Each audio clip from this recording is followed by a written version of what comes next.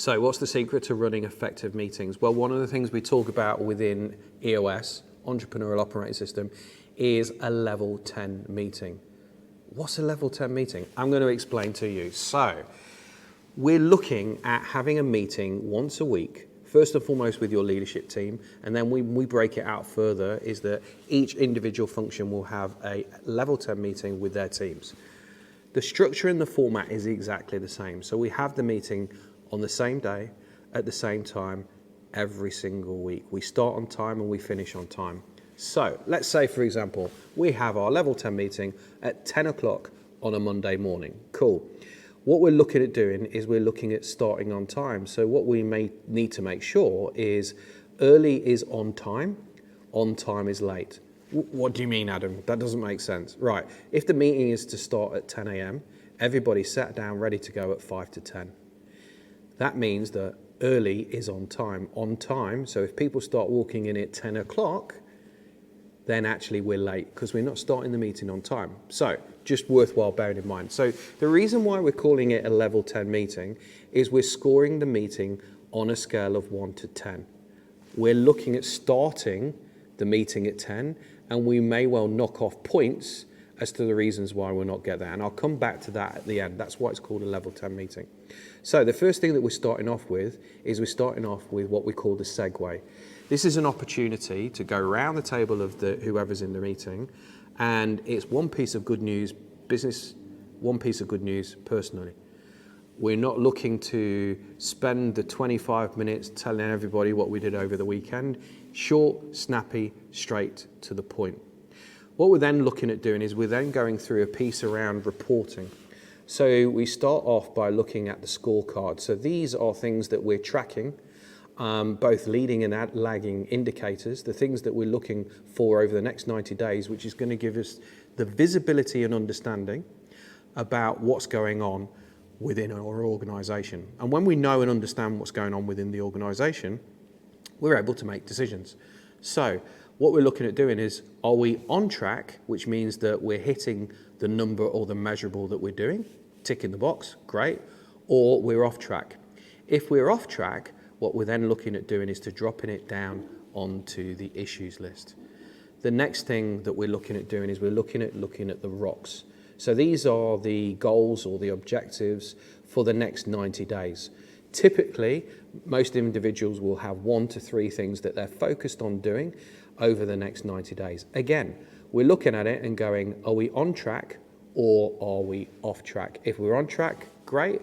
If we're off track, we then drop it down onto the issues list.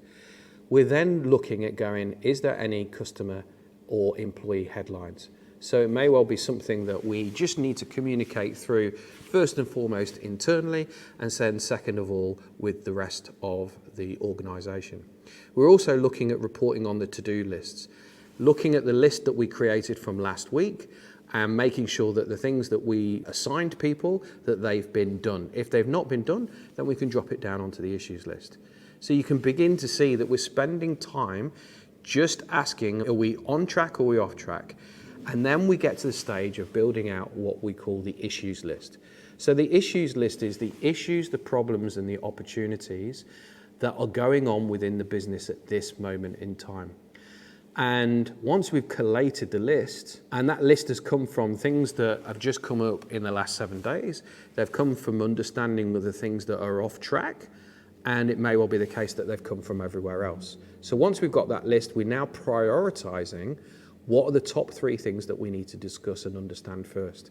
Instead of starting at the top, we look at the list and we go, that's the one that we need to spend the most amount of time looking at. So once we've then got that, we go through what we call IDS, identify.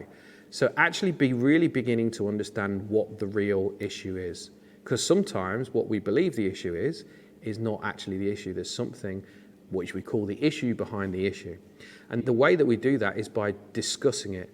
So we spend time going, why is this an issue? What's the problem? What's the opportunity? Really understanding and spending that time, the most amount of time discussing it. And once we've understood what the actual problem is, we're then looking at solving it. And how we solve it is then saying, okay, what's the to-do that's coming off the back of this? What's the action that an individual is going to take ownership and responsibility on to then be able to move forward over the next 7 days?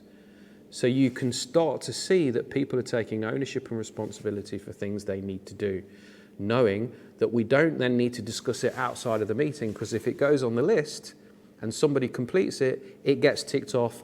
So we're having the right conversations at the right time. So once we've done all of that, we review the to-dos and we go around the table and say, what are the to-dos that you now need to do within the next 7 days? Great. And then we're scoring the meeting on a scale of 1 to 10. So we start at 10 and we might drop off a point because Dave was late, knock off a point. Ruth may well have been on her phone, so we take off another point. Dave might have got disturbed because his phone rang, take off another point. So we've scored a 7 out of 10. What we're actually doing is we're looking at the culture and the behaviour of the meeting to ensure that we're striving to ensure that each week we're having the quality meeting. Everybody's in there, everybody's focused, everybody knows exactly what we need to do. Really simple, really effective, but this is a game changer for allowing organisations to be doing better.